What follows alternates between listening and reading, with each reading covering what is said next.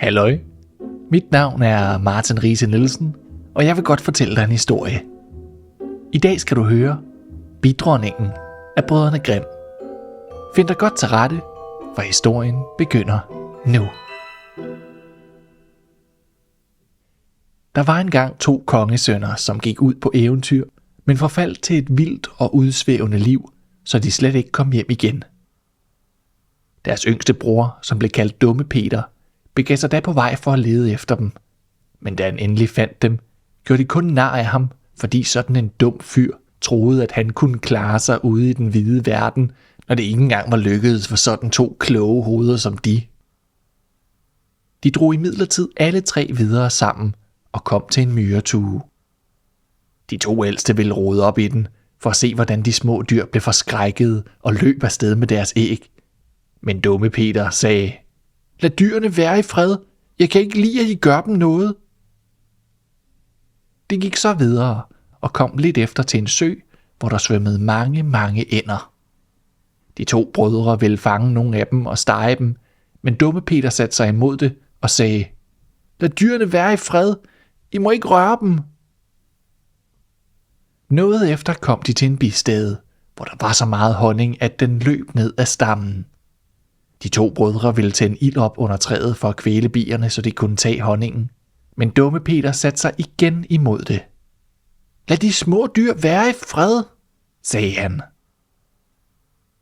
Efter nogen tids forløb kom de til et slot, hvor staldene stod fulde af stenheste. De gik gennem alle salene, men der var ikke ét levende menneske at se. Endelig kom de til en dør, hvor der hang 3 nøgler. Og midt på døren var der en lem, som de kunne kigge igennem. Og de så da, at der inde i stuen sad en lille grå mand ved bordet. De kaldte på ham 1 gang og 2 gange, men han hørte det ikke. 3. gang rejste han sig endelig op og kom hen og åbnede døren. Han sagde ikke et ord, men førte dem til et rigt besat bord, og da de havde spist og drukket, viste han dem hver ind i sit soveværelse. Næste morgen kom han ind til den ældste, vinkede af ham og førte ham hen til et stenbord, hvorpå stod skrevet 3 opgaver, som måtte udføres, hvis slottet skulle befries. For det første skulle man samle 1000 af prinsessens perler, som lå ude under mosset i skoven. Og hvis der ved solnedgang manglede en eneste, blev den, der havde prøvet derpå, til sten. Den ældste gik derind og ledte hele dagen, men ved solnedgang havde han kun fundet 100 og blev straks forvandlet til sten. Den næste dag ville den næstældste prøve sin lykke, men det gik ham ikke stort bedre. Han fandt kun 200 perler og blev også til sten. Til sidst kom turen til Dumme Peter. Han søgte og søgte, men det gik kun langsomt, og han satte sig bedrøvet på en sten og græd.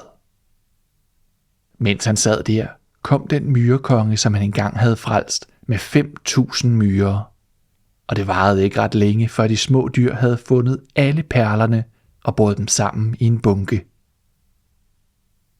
Den anden opgave var at hente nøglen til kongedatterens sovekammer op fra havets bund. Da Dumme Peter kom ned til vandet, kom de ænder, han engang havde frelst, svømmende og dukkede ned og hentede nøglen til ham. Den 3. opgave var den vanskeligste. Kongen havde 3 døtre, som lå og sov, og han skulle nu sige, hvem der var den yngste. De lignede hinanden aldeles, og der var ikke anden forskel end den, at de lige før de faldt i søvn, havde spist forskellige søde sager. Den ældste et stykke sukker, den anden lidt sirup, og den yngste en skefuld honning. Da kom dronningen for de bier, som Dumme Peter havde frelst, flyvende og satte sig på munden af dem. Da den mærkede, hvem der havde spist honningen, blev den siddende der, og således fandt kongesønnen den rette. Nu var trolddommen løst. Alle vågnede, og de, der var forvandlet til sten, blev til mennesker igen. Dumme Peter blev gift med den yngste og bedste, og blev konge, da hendes far var død. Og hans 2 brødre fik de 2 andre søstre.